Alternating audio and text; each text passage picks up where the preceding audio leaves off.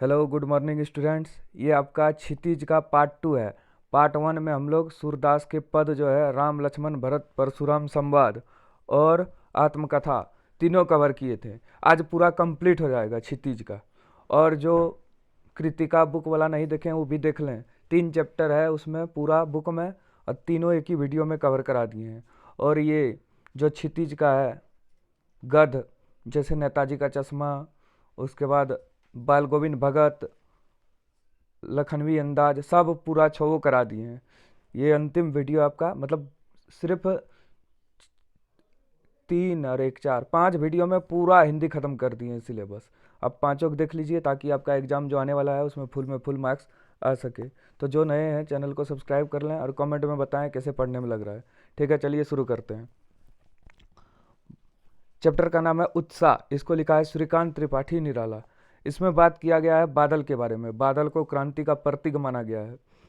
तो देखिए पढ़ते हैं इसको। बादल गरजो घेर घेर घोर गगन धराधर ओ, ललित ललित काले घुंघराले बाल कल्पना कैसे पाले, विद्युत छवि उर में कवि नवजीवन डाले, वज्र छिपा नूतन कविता फिर भर दो बादल गरजो। मतलब ये बादल के बारे में बात हो रहा है। इस गद्यांश के कवि कौन है? तो इस गद्यांश के कवि कौन है? श्रीकांत त्रिपाठी निराला, है कि नहीं? देखिए यहाँ ऊपर में दिया है, क्योंकि ये उत्साह से लिया गया है। आपको उतना पढ़ के जानना पड़ेगा ये उत्साह है। यह काव्यांश किस पाठ से लिया गया? उत्साह। आपकी दृष्टि में बादल किसका प्रतीक हो सकता है? क्रांति का, पौरुष और क्रांति का। कवि बादल को क्या घेरने को कहता है? संसार को घेरने कहता है या पूरा आकाश को? आकाश को। विद्युत छवि उर में मतलब इसका क्या तात्पर्य है? मतलब बादल के हृदय में बिजली छिपा होता है, कड़कता है। कवि के अनुसार नूतन कविता कैसी होनी चाहिए? जो वही संपूर्ण संसार में जोश भर दे। अगला क्वेश्चन, कवि बादल को क्या घेरने के लिए कह रहा है और क्यों? कवि बादल को पूरा आकाश घेरने के लिए कह रहा है। यह आकाश मानव धरती का संरक्षण है, क्योंकि कवि चाहता है कि बादल आकाश में फैले तपन, गर्मी और लू को हटाकर धरती पर छाया कर दे और उसे वर्षा का जल प्रदान करे। मतलब बादल पर जब पूरा आकाश में फैल जाएगा तो सूर्य का किरण जो है धरती में नहीं आएगा, गर्मी कम होगा। कवि बादल के सौंदर्य का वर्णन किस प्रकार करता है? कवि बादल को सुंदर और काले घुंघराले बालों वाला बताता है। यह बाल कल्पना के समान प्रतीत होता है, इसके अंदर बिजली की छवि समाई रहती है। कवि बादल का मानवीकरण करता है। कवि बादल को गरजने के लिए क्यों कह रहा है? कवि बादल को गरजने के लिए इसलिए कहता है क्योंकि यह वातावरण में जोश, पौरुष और क्रांति लाता है। निराला को बादल की गड़गड़ाहट बहुत प्रिय है। कविता में विद्युत छवि उर में क्या तात्पर्य है? विद्युत छवि उर में से तात्पर्य है कि बादलों के भीतर बिजली की चमक खोदती है। इसका प्रतिकार्थ यह है कि बादलों में क्रांति की कड़क और शक्ति है। चलिए अब आगे चलते हैं। दूसरा, विकल विकल उन्मन थे उन्मन, विष के निदाद के सकल जान, आई अज्ञात दिशा से अनंत के घन, तप्त धरा जल से भर। घन, तप्त, धरा, जल, इस सबसे पता चल रहा है बादल है। शीतल कर दो बादल कर दो, यहाँ भी दिया है बादल, इससे पता चल रहा है उत्साह है। श्रीकांत त्रिपाठी निराला। प्रस्तुत गद्यांश में किन किन शब्दों की पुनरावृत्ति हुई है? 2 बार कौन कौन आया? विकल और उन्मत्त। जल से फिर शीतल कर दो का संकेत क्या है? शांति और सुख लाना। कवि ने बादलों को क्या कहकर पुकारा है? अज्ञात दिशा से आने वाले। अगला क्वेश्चन है, निदाघ से आप क्या समझते हैं? गर्मी। कवि बादल को बरसने की प्रार्थना क्यों करता है? कवि बादल से बरसने की प्रार्थना इसलिए करता है क्योंकि वह धरती तप रही है, अर्थात धरती पर रहने वाले जन कष्ट झेल रहा है, वे प्यासे हैं। बादल बरस कर धरती की प्यास को बुझा दे। इस कविता के माध्यम से कवि क्या कहना चाहता है? इस कविता के माध्यम से कवि क्रांति की आवश्यकता को चिन्हित करना चाहता है। बादल क्रांति का प्रतीक है। यह क्रांति रूपी बादल एक और पीड़ित प्यासे जन की आकांक्षा को पूरा करेगा, तो दूसरी ओर नई कल्पना के नए अंकुर उगाएगा। इससे सामाजिक क्रांति का सूत्रपात होगा। चलिए अब आगे देखिए।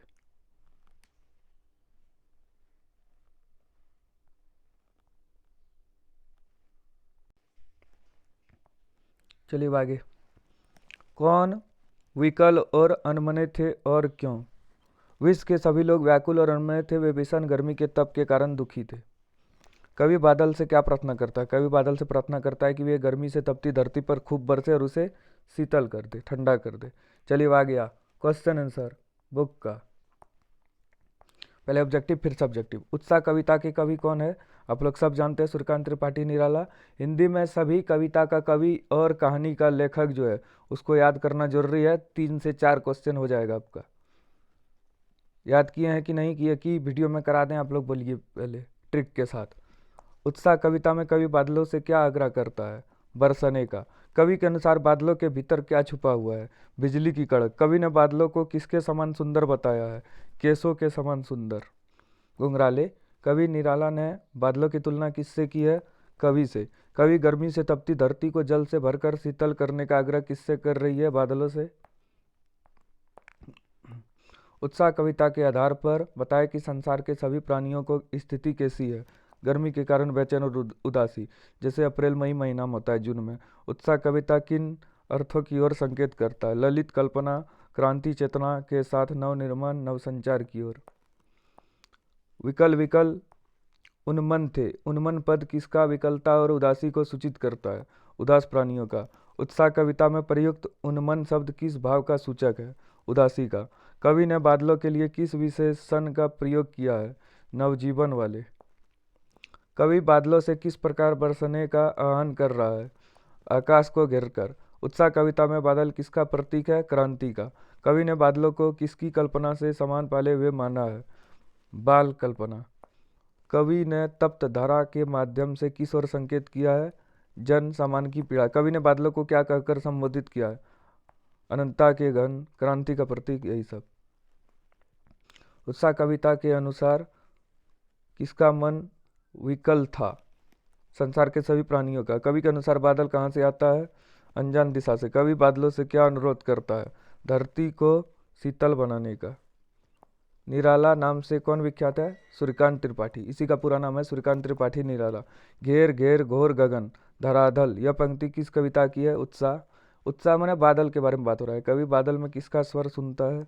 क्रांति का। कवि के अनुसार किसके केस सुंदर काले और घुंघराले है? बादल का।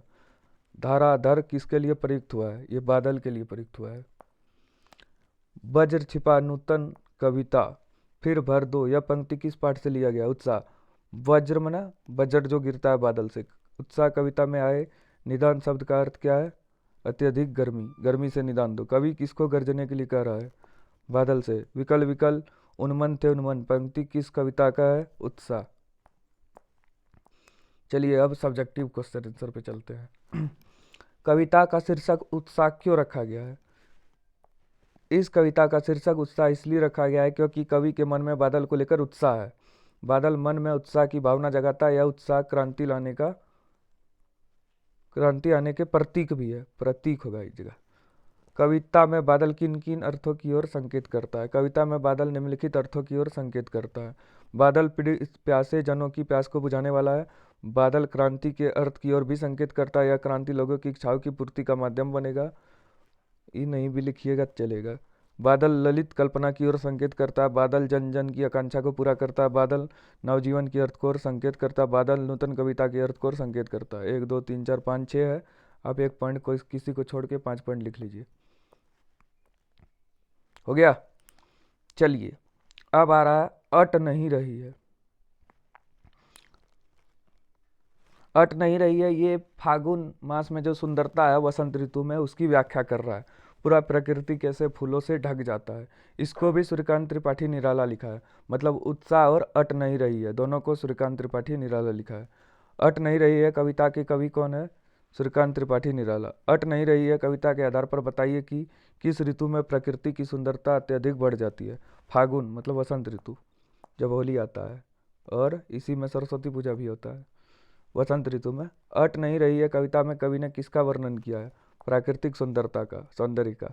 फागुन के आगमन से पेड़ों की डालियों का स्वरूप किस तरह का हो जाता है? डालियां पत्तों से भर गई। अट नहीं रही है पंक्ति में कवि क्या कहना चाहता है? सब जगह सुंदरता फैली हुई है, रंग बिरंगे फूल पत्ते छा गए हैं। तो ए और बी दोनों होगा। अट नहीं रही है कविता में चारों तरफ किसकी सुंदरता फैली हुई है? फागुन की। कवि की आंखें किसकी ओर से हट नहीं रही है? प्राकृतिक सुंदरता की ओर से। ये फागुन आते ही वन उपवन में क्या परिवर्तन होने लगता है? पेड़ों पर रंग बिरंगे फूल जो है खिलने लगता है, जैसे पलाश का पेड़ में लाल लाल फूल आ जाता है। कवि की आंख फागुन की सुंदरता से इसलिए नहीं हटा क्योंकि फागुन का सौंदर्य अनूठा है। वन के वैभव में क्या कुट कुट कर बढ़ा है? शोभा और सौंदर्य। फागुन अन्य ऋतुओं से किस प्रकार भिन्न है?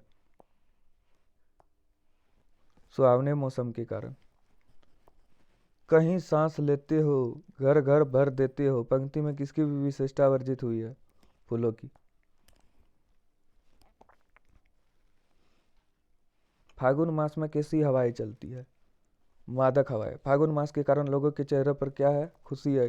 किस महीने में चारों ओर हरियाली छा जाती है? अट नहीं रही है, कविता के आधार पर बताइए। फागुन।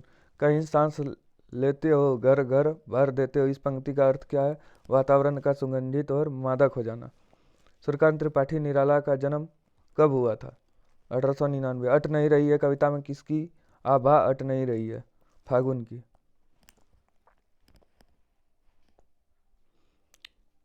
कवि की आंख फागुन की सुंदरता से क्यों नहीं हट रही है? फागुन बहुत मतवाला, मस्त और शोभाशाली है। उसका रूप, सौंदर्य रंग बिरंगे फूलों, पत्तों और हवाओं में प्रकट हो रहा है। फागुन के कारण मौसम इतना सुहाना हो गया है कि उस पर से आंख हटाने का मन नहीं करता। फागुन में ऐसा क्या हो जाता है कि बाकी ऋतुओं से भिन्न है? फागुन में मादकता का प्रभाव विशेष रूप से होता है या मादकता उसे अन्य ऋतुओं से अलग कर देता है? फागुन में वसंत का मोहक सौंदर्य देखते ही बनता है। फागुन के महीने में निर्जीव प्रतीत होने वाली प्राणियों तथा प्रकृति में भी जान पड़ती है। इस ऋतु में उत्साह का संचार होता है। फागुन मास मौज मस्ती लेकर आता है। इस कविता के आधार पर निराला के काव्य शिल्प की विशेषता लिखे। इस कविता के आधार पर निराला के काव्य शिल्प की निम्नलिखित विशेषता है। निराला जी का शब्द चयन अनूठा है। वे कम शब्दों में अधिक बातें कह देते हैं। निराला जी प्रकृति का चित्रण अत्यंत कुशलता के साथ करते हैं। छायावादी कविता में कल्पना की उड़ान है। निराला जी प्रकृति का मानवीकरण करने में अत्यंत कुशल है। उन्होंने खड़ी बोली का प्रयोग किया है, तत्सम शब्दावली का प्रयोग किया है। उसकी कविता में प्रक्रियात्मक एवं लक्षणता का समावेश है। चलिए आगे चलते हैं। अट नहीं रही है कविता में कवि ने प्रकृति की व्यापकता का वर्णन किन रूपों में किया है? कवि ने प्रकृति की सुंदरता की व्यापकता का वर्णन अनेक प्रकार से किया है। उसे हर जगह छलकता हुआ दिखाया गया है, घर घर में फैला हुआ दिखाया है। कवि ने जानबूझकर उसे किसी एक दृश्य में नहीं बांधा बल्कि असीम दिखाया है। कहीं सांस लेने हो का आशय है तो कहीं मादक हवाएं चल रही है। घर घर में भरने की भी अनेक रूप है, शोभा का भरना, फूलों का भरना, खुशी और उमंग का भरना। इतना भी लिख सकते हैं आप। उड़ने को पर करना भी ऐसा सांकेतिक प्रयोग है जिसके विस्तृत अर्थ है। यह वर्णन पक्षियों की उड़ान पर भी लागू होता है और मन की उमंग पर भी। सौंदर्य से आंख ना हट पाना भी उसके विस्तार की झलक है। इतना ही काफी है। चलिए अब आगे चैप्टर 5।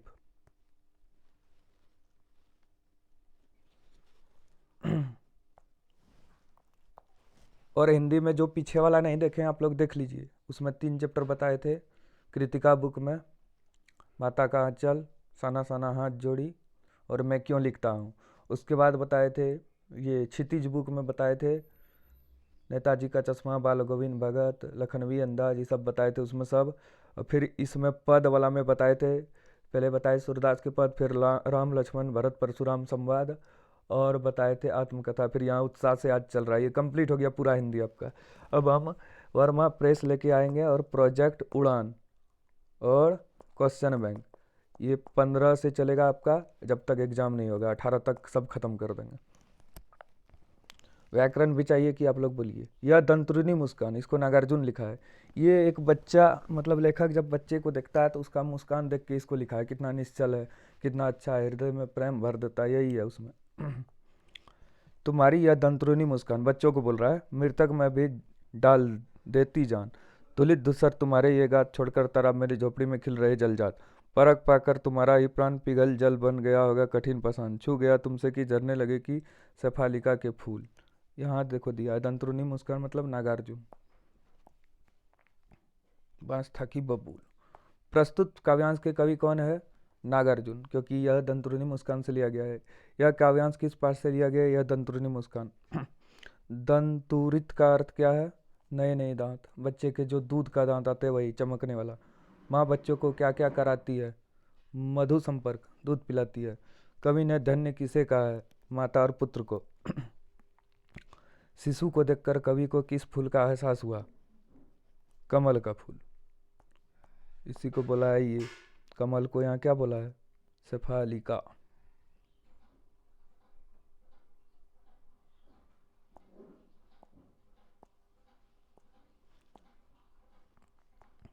दंतरुनी मुस्कान किसे कहा गया है? नए नए दांत निकलने वाले शिशु की मुस्कान को दंतरुनी मुस्कान कहा गया है।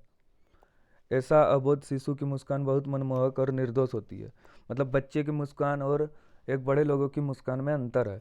शिशु के धूल सने शरीर को देखकर कवि को कैसा प्रतीत होता है? शिशु के धूल सने शरीर को देखकर कवि को लगता है कि मानो उसकी झोपड़ी में कमल के फूल खिल उठे हों। आशा यह है कि शिशु की सहज सुंदरता को देखकर वह प्रसन्न हो उठता है। बच्चों की मुस्कान मृतक में भी जान कैसे डाल देती है? बच्चों की मुस्कान निराशा या हताश व्यक्ति में भी आशा और प्रसन्नता का संचार करती है, उसे उत्साहित करती है। कवि के अनुसार शिशु के स्पर्श से क्या क्या परिवर्तन है? शिशु के स्पर्श से ही कठोर पत्थर पिघलकर जल बन जाता है, या कठोर हृदय का हृदय पिघल जाता है और उससे स्पर्श से ही कांटेदार पेड़ से भी शेफालिका के फूल की वर्षा होती है। तुम मुझे पाए नहीं पहचान, देखते ही रहोगे अनिमेष, थक गए हो आँख लूं मैं फिर, क्या हुआ यदि हो सके परिचित ना पहली बार, यदि तुम्हारी माँ ना माध्यम बनी होगी आज। मैं ना सकता देख, मैं ना पाता जान, तुम्हारी दंतरुनी मुस्कान, कवि को अपलक कौन निहार रहा है? कवि को अपलक कौन निहार रहा है? ये अबोध शिशु। नन्हे बच्चों का कवि से परिचय किसने कराया? शिशु की माँ ने। बच्चों द्वारा कवि को ना पहचाने पाने का कारण है? कवि को पहली बार देखा, पूर्णतः परिचित, प्रथम बार भेंट, और इनमें से सभी हो सकता है।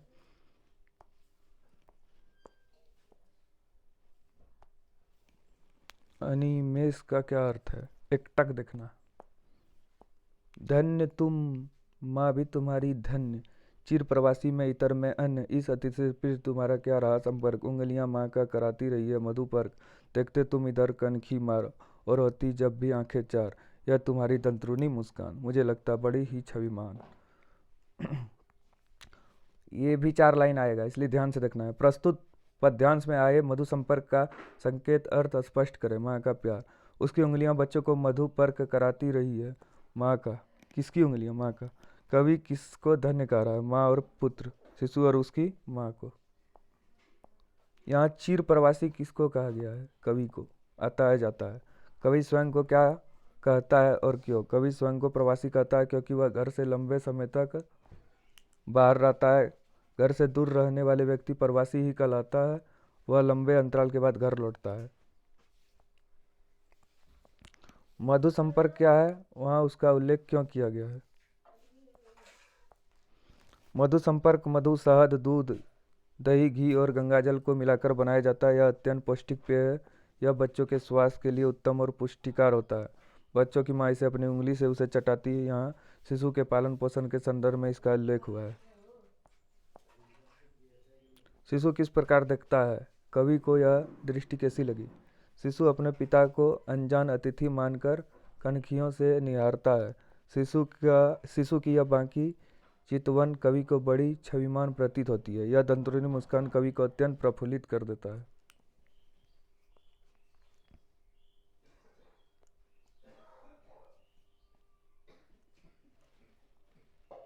चलिए अब आगे। बच्चों का स्नेह पाने के लिए संपर्क की क्या भूमिका है? बच्चे उसी से स्नेह करते हैं जिससे संपर्क में रहते हैं, अतः बच्चों को अपना बनाने के लिए उसके बीच रहना आवश्यक है। यह दंतरुनी मुस्कान कविता के कवि कौन है? नागार्जुन। कवि नागार्जुन मैथिली में किस नाम से प्रतिष्ठित है?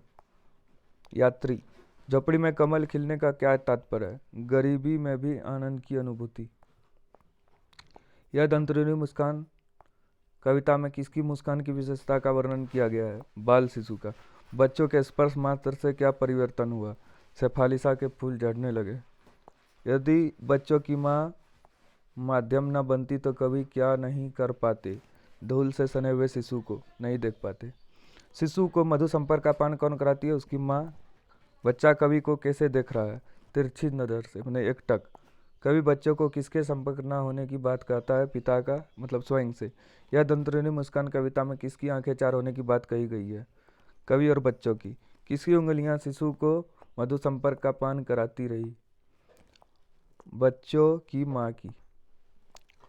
कवि किसको थकने की बात कह रहा है? शिशु के। कवि किसकी माँ को धन्य कह रहा है? नव शिशु की।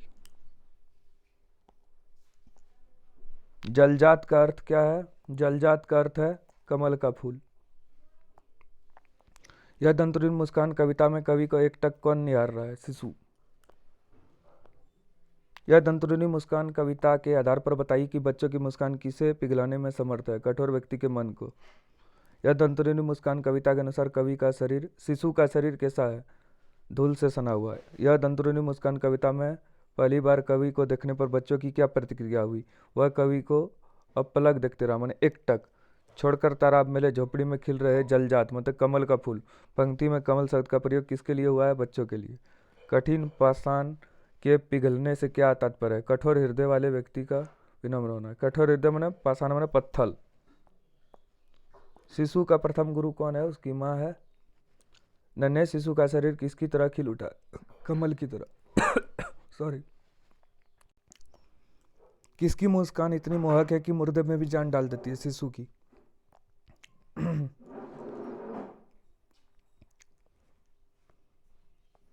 बच्चों की दंतरुनी मुस्कान पर कवि के मन पर क्या प्रभाव पड़ा? बच्चों की दंतरुनी मुस्कान पर कवि के मन पर बड़ा गहरा प्रभाव पड़ा। वह बच्चों को मुस्कुराता चेहरा देखकर पुलकित हो उठता है। उस बच्चे को देखकर कवि के मन में पितृत्व की भावना जागृत होती है। कवि के मन में बच्चों को देखकर तरह तरह की कल्पनाएं आती है। कवि नागार्जुन ने बच्चों के मुस्कान के सौंदर्य को किन किन बिंबों के माध्यम से व्यक्त किया है? कवि ने बच्चों की मुस्कान के सौंदर्य को निम्नलिखित बिंबों के माध्यम से व्यक्त किया है। बच्चों की मुस्कान से मृतक में भी जाना जाती है। यूँ लगता है मानो झोपड़ी में कमल के फूल खिल गए हो। यूँ लगता है मानो चट्टानें पिघल कर धारा बन गई हो। यूँ लगता है मानो बबूल से शेफालिसा के फूल झड़ने लगे हो। मुस्कान और क्रोध भिन्न भिन्न भाव है, स्पष्ट करें। मुस्कान और क्रोध भिन्न भिन्न भाव है। मुस्कान भली प्रतीत होती है, यह मन को प्रसन्नता को सूचक है। क्रोध व्यक्ति की असंतोष को झलकाता है। क्रोध का भाव किसी को अच्छा प्रतीत नहीं होता है। बच्चों से कवि की मुलाकात का जो शब्द चित्र उपस्थित हुआ है उसे अपने शब्दों में लिखें। बच्चों से कवि की मुलाकात का सब चित्र मोहक है। बच्चा पहली बार अपने पिता को देखता है। वह व्यक्ति बच्चों के लिए अजनबी है, क्योंकि इससे पहले उसकी मुलाकात उस व्यक्ति से नहीं हुई थी। बच्चा एकटक निहारता रहता है। वह आगंतुक को जानना चाहता है। वह मोहक मुस्कान से उस व्यक्ति का मन हर लेता है। कभी भी बच्चे को देखकर आनंदित हो उठता है। ये क्वेश्चन इंपॉर्टेंट है। बच्चों की मुस्कान और एक बड़े व्यक्ति की मुस्कान में क्या अंतर है? बच्चों की मुस्कान सहज और निश्चल होती है। उसकी मुस्कान उसके हृदय की प्रसन्नता को अभिव्यक्त करता है। बड़े व्यक्ति की मुस्कान में प्राय बनावटी होता है। वह अवसर देखकर मुस्कुराता है, उसमें निश्चलता का झलक नहीं होता है। हो गया, चलिए अब अगला चैप्टर। फसल। ये बहुत अच्छा कविता है। फसल क्या है? फसल बहुत चीज़ का रूपांतरण है। मिट्टी का, जल का, हवा का, किसान की मेहनत का। तो फसल है। इसको नागार्जुन लिखा है। एक के नहीं, दो के नहीं, ढेर सारी नदियों के पानी का जादू। एक के नहीं, दो के नहीं, लाख लाख कोटि हाथों के स्पर्श की गरिमा। एक के नहीं, दो के नहीं, हजार हजार खेतों की मिट्टी का गुंदम। थोड़ा टेढ़ा हो गया है, एडजस्ट कर लीजिए। प्रस्तुत काव्यांश के कवि कौन है? नागार्जुन। फसल मतलब नागार्जुन। यह काव्यांश किस पाठ से लिया गया है? फसल से। फसल के उगाने में किसका योगदान है? अनेक व्यक्ति के परिश्रम का, नदियों का जल, खेतों की मिट्टी, इनमें से सभी होगा। एक के नहीं, दो के नहीं पंक्ति में आवृत्ति क्यों की गई है? सामूहिकता के भाव को प्रकट करने के लिए। फसल की पैदावार किसके जादू के कारण होती है? नदियों के पानी के जादू के कारण। फसल कविता में कवि ने किस विषय पर बताया है? फसल उत्पादन में आवश्यक तत्वों के विषय में। चलिए आगे चलते हैं। देख ही लीजिए इसको, हिंदी फिर बार बार पढ़ना नहीं पड़े आपको। फसल क्या है और कुछ नहीं है, नदियों के पानी का जादू है, हाथों के स्पर्श की महिमा है, भूरी काली संदली मिट्टी का गुण है, रूपांतरण है सूरज की किरणों का, सिमटा हुआ संकोच हवा। मतलब फसल, इस सबसे क्या पढ़े, फसल। फसल किसका जादू है, नदियों के पानी का। फसल किसका रूपांतरण है, देखो यहाँ लिखा है, फसल किसका जादू है, नदियों के जादू है। और रूपांतरण किसका है, रूपांतरण सूरज की किरणों का। रूपांतरण किसका है, सूरज की किरणों का। हो गया, चलिए अब आगे चलते हैं।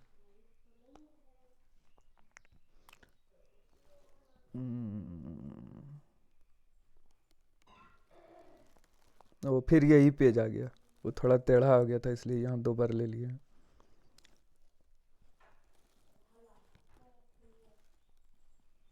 फसल किसका गुणधर्म है, ये मिट्टी का गुणधर्म है। सिमटा हुआ संकोच है, हवा की थिरकन का काव्य। पंक्ति क्या है, अनुप्रास अलंकार है इसमें। फसल को किसका जादू बताया गया है और क्यों। फसल को नदियों के पानी का जादू बताया गया है, इसका कारण यह है कि मिट्टी के अंदर बीज बोया बोया बीज भीतर ही दब रहता है, पर जब नदियों के पानी से खेत की सिंचाई की जाती है तब वह अंकुरित होकर जादू की भांति पृथ्वी के ऊपर पौधों की शक्ल लेती है। मतलब पानी महत्वपूर्ण भूमिका निभाती है। हाथों के स्पर्श की महिमा का से क्या है, हाथों के स्पर्श की महिमा का से यह है कि ये फसलें किसानों के हाथों का स्पर्श पाकर इतनी बड़ी हुई है। किसानों के श्रम की महिमा फसलों की वृद्धि के रूप में प्रकट हुई है। यहाँ कवि किसान के श्रम की महिमा को लेखांकित करती है। यह फसल की मानव जाति की भूख को मिटाती है।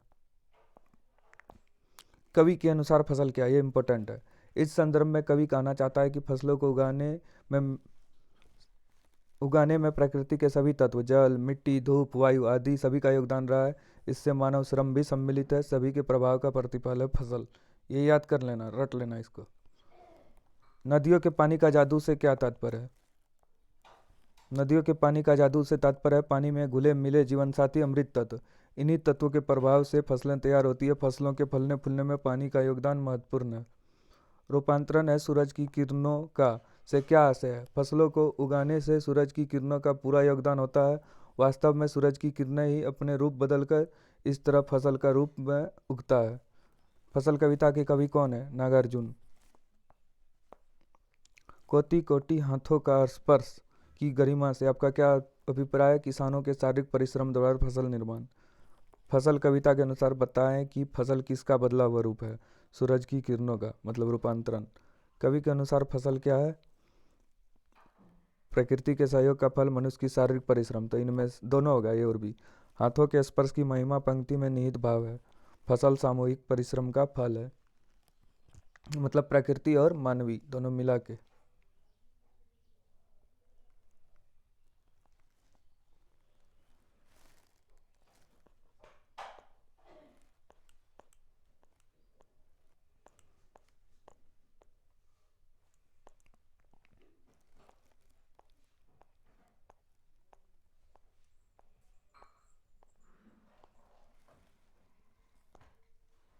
वायु का योगदान किसे विकसित करने में होता है, फसल को।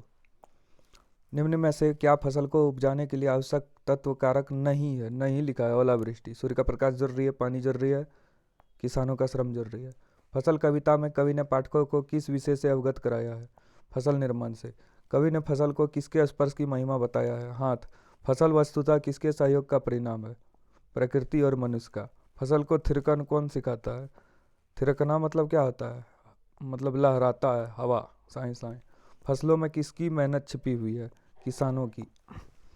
फसल किसके अमृत भरे प्रभाव से सींचकर पुष्ट हुए हैं, नदियों के। मिट्टी का गुणधर्म किसे कहा गया है, फसल को।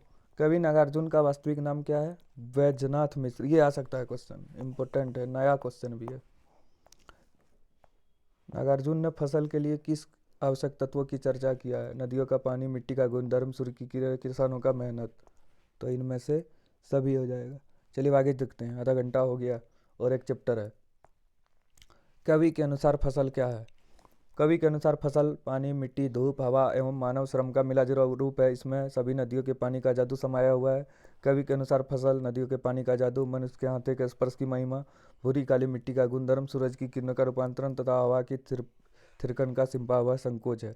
इस प्रकार फसल प्रकृति और मनुष्य के परस्पर सहयोग का सृजनात्मक नीति है। ये बहुत इंपॉर्टेंट क्वेश्चन हमको लग रहा है, आ जाएगा एग्जाम में। फसल को हाथों के स्पर्श की गरिमा और महिमा कहकर कवि क्या व्यक्त करना चाहता है? कवि ने फसल को हाथों के स्पर्श की गरिमा और महिमा कहा है। ऐसा कहकर कवि यह भाव स्पष्ट करना चाहता है कि फसल के उपजाने में मनुष्य के परिश्रम का महत्वपूर्ण योगदान रहा है। मनुष्य अपने हाथों से श्रम करके खेत जोतता है, बीज बोता है और सिंचाई करता है। फसल का फूलना फलना किसान के श्रम की गरिमा और महिमा का ही परिणाम है। फसल का जो गरिमा और महिमा प्राप्त हुआ है वह मनुष्य के हाथों द्वारा किए गए श्रम के कारण ही संभव हो पाया है। अब चलिए लास्ट चैप्टर है संगतकार। संगतकार क्या हुआ? जैसे कोई गाना गाता है, आगे पीछे बहुत सारे लोग रहता है, कोई डांस करता है, पीछे भी बहुत सारे लोग होता है। मतलब अपना मुख्य गायक एक्टर किरदार का निभाने में, जैसे फिल्म बनता है तो बिहाइंड द स्क्रीन भी बहुत सारा चीज़ होता है, तो वही सब के बारे में बताया और हम लोग उस पर ध्यान नहीं देते। संगतकार मंगलेश डबराल, जैसे बच्चा टॉप हुआ तो उसके पीछे टीचर है, माँ बाप का हाथ है, तो संगतकार माने डबराल, डफली से याद रखो, संगीत माने डफली, डबराल मंगलेश डबराल।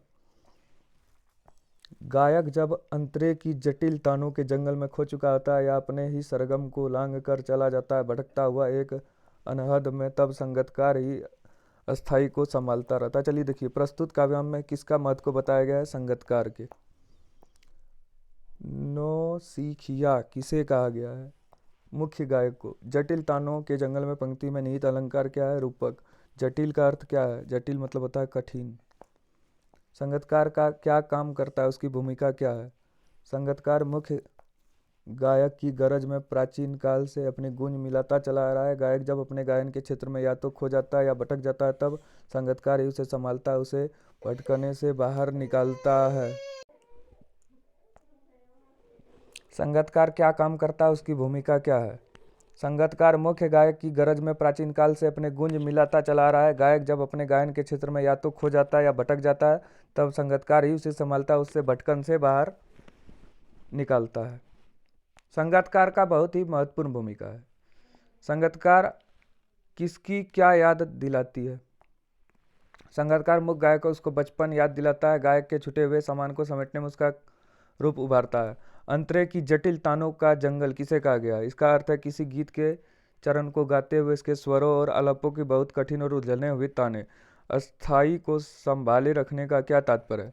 अस्थाई को संभाले रखने का तात्पर्य है किसी गीत की मुख्य पंक्ति या टेक के मूल स्वर को गाते रहना, इसके स्वर को बिखरने या बदलने से बचाना, उसकी गति उठान या लय को कम अधिक होने देना, कम अधिक ना होने देना।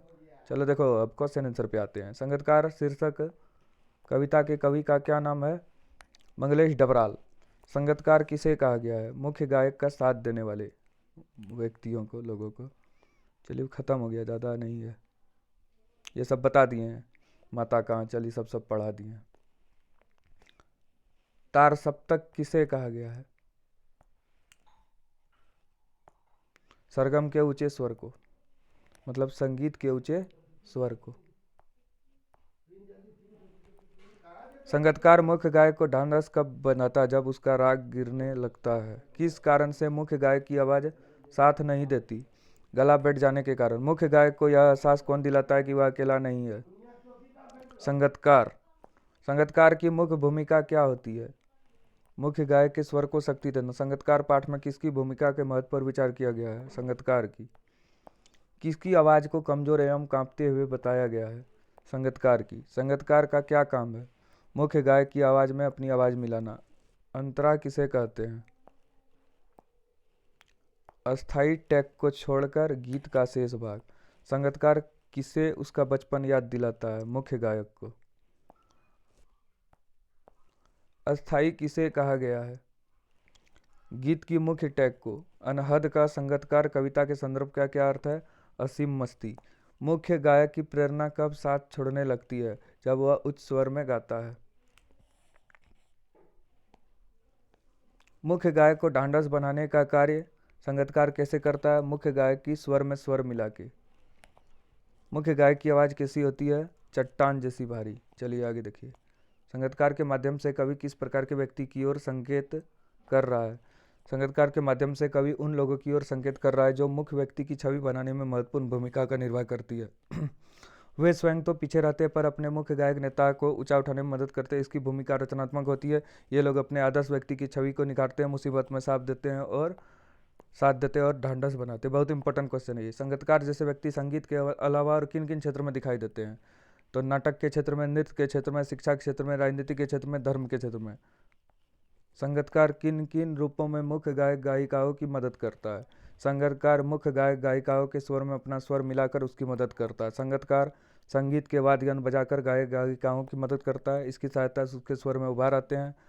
प्रायः सभी गायक गायिकाओं के साथ अपने सजिंदे होते हैं, वे गायक गायिकाओं का रंग जमाने में मदद करता है। सफलता के चरम सीमा पर पहुंचने के दौरान यदि व्यक्ति लड़खड़ाता है तब उसको कौन संभालता है? जब कोई व्यक्ति सफलता के चरम शिखर पर पहुंचकर अचानक लड़खड़ाता है तो उसके सहयोगी उसे बल, उत्साह, शाबाशी और साथ देकर संभालते हुए अपने शक्ति उसके लिए लगा देते हैं। वे उसकी कमी को पूरा करने का प्रयास करते हैं। ठीक है, पूरा हिंदी कंप्लीट हो गया आपका। ये सब पढ़ा दिए हैं, कृतिका पूरा तीनों बुक पढ़ा दिए, एक वीडियो में नहीं देखे हैं, डिस्क्रिप्शन में लिंक है। और क्षितिज भी पढ़ा दिए पूरा। ठीक है, थैंक यू, कंप्लीट। और भी सब्जेक्ट का आप वीडियो देख सकते हैं चैनल में जाके। ठीक है, थैंक यू, धन्यवाद।